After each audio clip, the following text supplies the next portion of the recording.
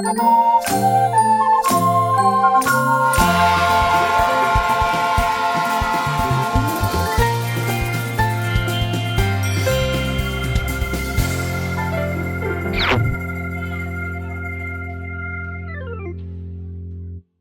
Folge knüpft nahtlos an Folge 2 an und bedeutet, die Problematik war in Folge 2 wie auch in Folge 3 das Sonnenlicht.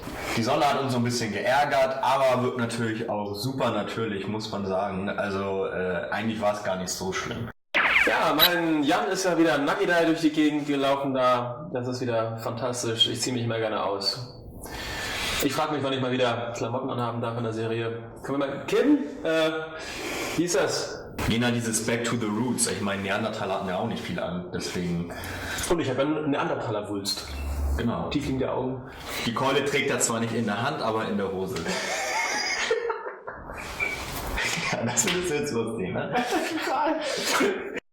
Wir hatten ja auch das Problem, dass uns das Kunstsperma immer angetrocknet ist. Ne? Wie richtiges Sperma. Entschuldigen Sie, unser Sperma trocknet. Könnten Sie kurz aufhören zu klingeln? Aber Susanne hatte, glaube ich, Spaß damit.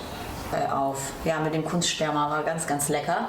Also man muss so ein bisschen ausblenden. Ich glaube, sonst würde ich kotzen.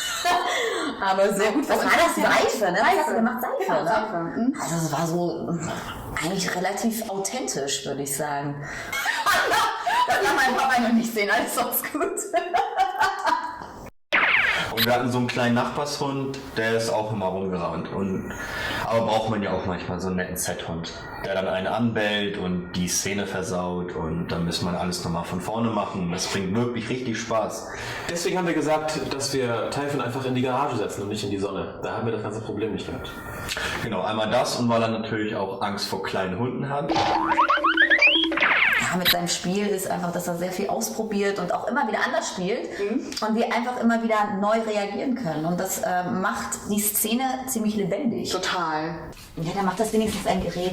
Wir kommen mit ihm nicht in Berührung. Wobei, ja, so, aber Und ihr müsst euch vorstellen, dass genau auf der anderen Seite sich so über 10 Leute gequetscht haben. Ich so an der Seite ungefähr so und konnte noch gerade so auf den Monitor gucken.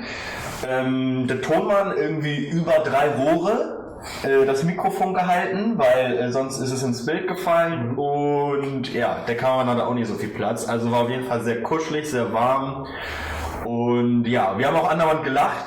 Ich hoffe, dass man das, hört man glaube ich nicht, aber waren schon sehr viele Lacher, weil Typhon einfach sensationell gut gespielt hat, also stark improvisiert und ja. Und trotz der Enge musste natürlich Alex auch noch mit in der Garage sein und sich das angucken.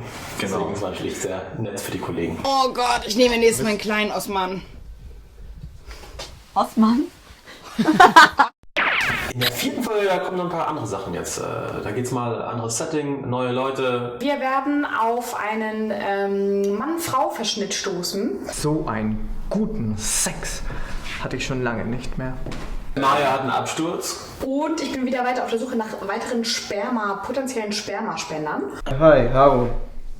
Na, bist du alleine hier? Ja, richtig. Da wird sich sicherlich auch der ein oder andere Kiezgänger wiederfinden. Und vielleicht auch die Bar erkennen, in der wir gedreht haben. Die ist zwar nicht auf dem Kiez gewesen, aber... So, wenn euch das Making aufgefallen hat, dann liked das Ganze mal, teilt das auch, abonniert unseren Kanal hier. Ich kann das mal hier oben einfügen. Da. Genau. Habt viel Spaß.